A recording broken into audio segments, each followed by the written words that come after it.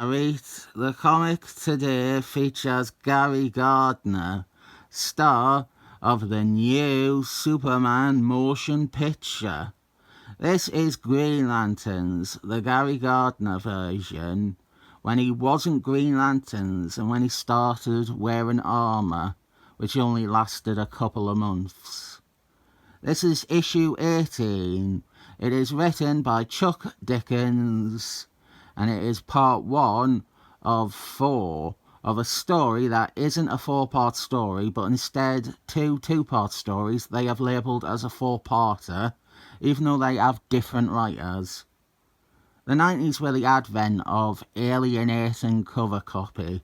They would rather call a story part 3 than part 1, because they thought it meant more if a story was longer. This cover is a homage to an earlier issue of the series, a series which often underwent rebrands and retools. They were always trying to remove more and more of his ties to the Green Lanterns. This time around, he gets armour, but when we start things off, he was, at this point, using Mr. Sinister's yellow ring for powers, and it was a regular day until kablamo! It is a shotgun blast to the face filled with company continuity. You can take the Gary Gardner out of the Green Lanterns, but you won't take the Green Lanterns out of the Gary Gardner. There has been incredibly important developments. Green Lanterns, the rat bastard version, went evil and murdered all the Green Lanternses and the Smurfs. And then he destroyed the Green Lanternses' power battery. He absorbed all the energy into himself. And now Gary Gardner, he is finding out about that through his Mr. Sinister ring, sputtering out one last gasp of power. He doesn't quite understand what he is seeing here. The second story in this supposed 4-parter, part 3, different writer, that one tackles the fallout of that story a lot more. Chuck Dickens doesn't seem that bothered by it and continues on with ideas that he had been playing with in issues before this. We have this crappy Iron Man wannabe called Militia, and this is Gary Gardner's would-be arch-nemesis in this solo series. I have a real limited threshold for this exact type of villain. 90s generic armour special forces man. They are to the 90s what generic fire or ice characters were to the 70s and 80s. What makes Militia so important and relevant to the Gary Gardner version of Green Lanterns is that he is also Gary Gardner's brother, Mace. Mace was actually only come up with back when Chuck Dickens took over the series during the Gary Gardner Year 1 story. Don't get your hopes up, it's not like Batman Year 1. Nowhere near Batman Year 1. His brother was a star athlete, the great football player, the popular jock. Gary looked up to his big brother. And there's some trite shite with the dad only loving the brother and supporting the brother way more than Gary. And the brother is taking drugs or something and the dad doesn't know, but Gary finds out and he becomes a cop, the brother. He becomes a cop and he starts hassling Gary. And then he gets shot on the job and he can't walk anymore. Only minutes after Gary won the winning touchdown at the Super Football League Cup. The brother is confined to a wheelie chair and supposedly kills himself by drowning in a river. It's very obnoxious cliches. But he became militia, an armoured vigilante. He takes out terrorists and whatnot.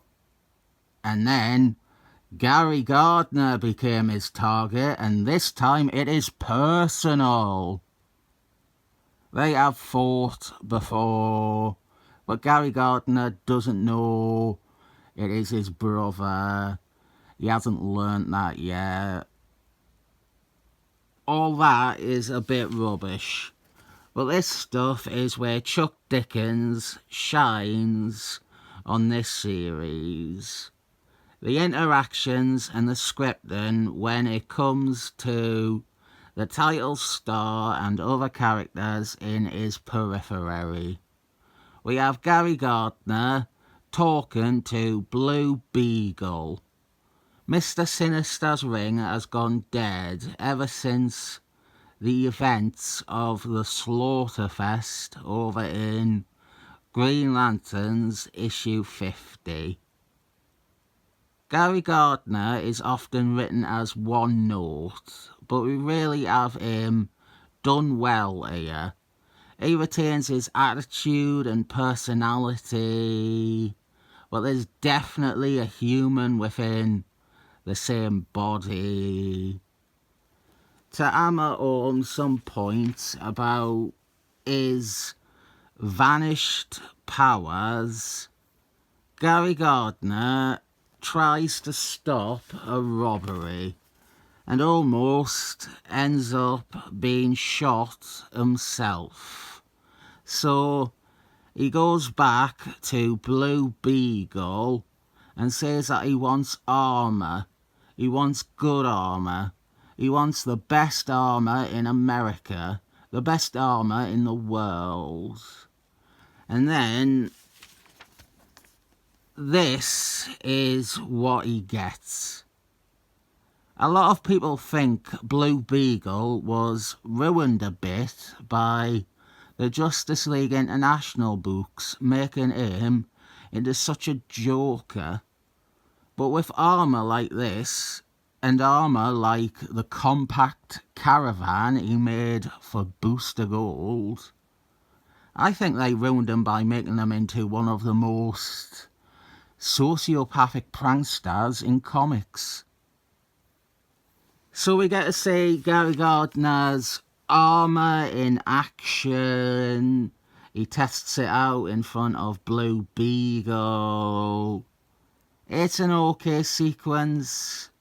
Again, the best stuff of the issue is the dialogues between Gary Gardner and other characters. And we get another one here with Wonder Woman. And I half wish this bit touched on Gary Gardner's place on the Justice League, his place on the team, now that he has lost his powers and replaced them with armour. Wonder Woman and Gary Gardner always had a weird dynamic where Wonder Woman can actually deal with him well. I always liked that. As for his armour, he doesn't wear it much longer. Most famously, he is wearing it, but coloured red, in the 0 Hours crossover. What the last few pages tackle is Gary Gardner's relationship, his on-again, off-again relationship with fella Justice Leaguer Ice Maiden. Now, the thing I mainly remembered about this and the next issue, the one thing that stayed in my mind about these issues, and Chuck Dickens's run on this title overall, was I really liked how this couple were handled. There is a lot of maturity offered and given to Gary Gardner through his writing with regards to her in these issues. And it frustrates me that we interrupt the drama for something like militia. It's Gary Gardner versus Mace Gardner. Brother against brother. Who will win? I don't care. I want to have more earnest or sincere, heartfelt declarations between Gary Gardner and Ice Maiden.